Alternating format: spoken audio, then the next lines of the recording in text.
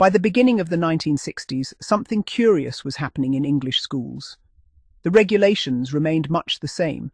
The school rules still occupied several closely printed pages in the prospectus, and in countless headmasters' studies the familiar cane still rested in its accustomed place. Yet many boys sensed that the atmosphere surrounding corporal punishment was subtly changing.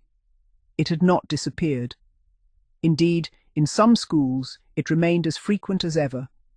Nevertheless, there was a growing feeling that the unquestioning acceptance which had characterized the previous generation was beginning to weaken. The change was by no means universal. It depended greatly upon geography, the character of the headmaster, and perhaps most of all, upon the traditions of the individual school. One could travel only a few counties and find a completely different disciplinary climate. A grammar school in Kent might have quietly reduced its use of the slipper, while another in Yorkshire, Lancashire or the Midlands continued much as it always had. There was no national pattern, only hundreds of local ones. Former pupils often remarked upon this contrast when exchanging memories years later. One old boy would describe a school where only the headmaster still used the cane by the early 60s, while another, attending school at precisely the same time, remembered daily slipperings, frequent canings and prefects who exercised extensive disciplinary powers. Both accounts were perfectly accurate. They simply reflected different educational worlds. One former grammar school pupil, whose family had moved from South London into Kent, remembered wondering whether the migration itself had influenced attitudes. The years after the war saw large numbers of London families settling in expanding towns across the southeast. Many were ambitious families seeking better housing, improved schools and fresh opportunities for their children. They valued discipline, certainly, but some appeared increasingly uneasy about the harsher traditions they associated with an earlier generation. Whether this impression reflected reality or merely hindsight is impossible to say, yet it raises an intriguing question. Had educational expectations begun to alter alongside social aspirations? Parents who had themselves experienced severe school discipline during the 1930s and 1940s did not necessarily wish to see their sons treated in exactly the same fashion. Britain was becoming wealthier, educational opportunities were expanding, and there was an increasing belief that schools should produce thoughtful young citizens rather than merely obedient ones. Grammar schools found themselves balancing these changing expectations with traditions that stretched back decades. Few institutions valued continuity more highly than the grammar school. School songs, prefect systems, houses, uniforms and elaborate rituals all reinforced a sense of permanence. Corporal punishment formed part of that inheritance. Masters who had themselves attended similar schools frequently regarded the cane and slipper not as controversial implements, but simply as established instruments of discipline. They had experienced them, survived them, and in many cases believed they had benefited from them. The argument was familiar. A quick slippering prevented repeated misconduct. A formal caning dealt decisively with serious offences. Order was maintained. Lessons proceeded uninterrupted. Many teachers sincerely believed that physical punishment ultimately saved boys from harsher consequences later in life. It was viewed less as retribution than as correction. Whether modern readers accept that reasoning is another matter, but it was undoubtedly the philosophy held by a considerable proportion of the teaching profession during the period. The pupils themselves held rather more complicated views. Few welcomed corporal punishment, yet many accepted its existence almost fatalistically. Boys became adept at assessing which offences were likely to attract which penalties. Forgetting homework might earn lines from one master, a slippering from another, and detention from a third. Persistent talking, insolence or fighting generally increased the likelihood of appearing before a senior master. The unwritten tariff became part of school folklore. Discussion of punishments occupied an astonishing amount of playground conversation. How many did you get? Who gave it to you? Was it the old gym slipper or the new one? Did the head do it himself? Stories travelled rapidly around the school. A particularly severe slippering or an unexpected caning might become common knowledge before afternoon lessons had begun. Facts were embroidered, details exaggerated, and reputations enhanced with every retelling.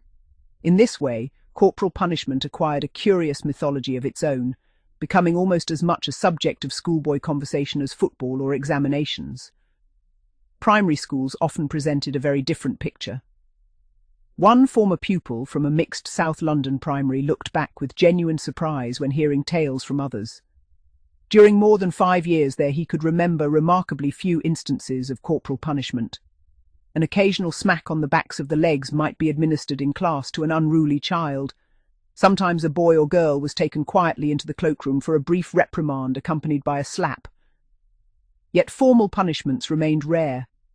Searching his memory, he could recall only 2 boys receiving the cane, each on a single occasion and across the hand, while 2 girls had been slippered twice each by the deputy headmistress.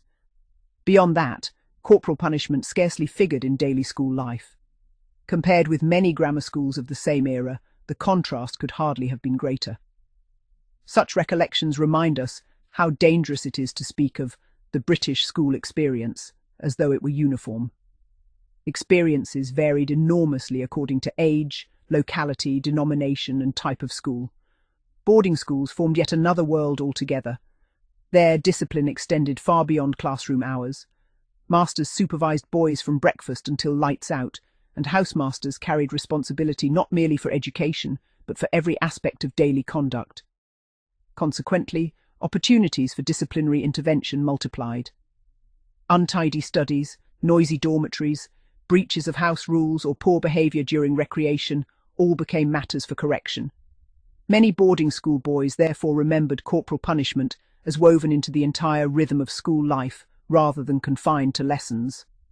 At the same time, another educational development was beginning to cast a long shadow across the country: the comprehensive school. Educational reform gathered pace throughout the 1960s. Although implementation varied widely, the very debate surrounding comprehensives prompted renewed examination of many established grammar school customs. Progressive educationalists questioned not merely academic selection, but also traditional disciplinary methods. If schools themselves were being modernized, should punishment not evolve as well? Answers differed sharply. Traditionalists argued that relaxing discipline would inevitably produce declining standards. Reformers countered that respect could no longer depend upon fear. Between these opposing positions lay hundreds of individual headmasters attempting to steer a practical course through changing public opinion. Interestingly, many boys living through the period scarcely appreciated the significance of these debates. They noticed only small practical changes. A master, who once reached automatically for the slipper, now imposed detention instead. A prefect, who previously administered punishments, began assigning lines. Canings became less frequent than older brothers remembered. None of these alterations appeared dramatic in isolation, but together they hinted at a broader shift. Looking back decades later, former pupils often found themselves asking the same question. When exactly did things begin to change? No one could quite identify the moment. There had been no official declaration, no circular from the ministry, no announcement during morning assembly. Instead, the old certainties gradually dissolved. One retiring headmaster was replaced by another with different ideas.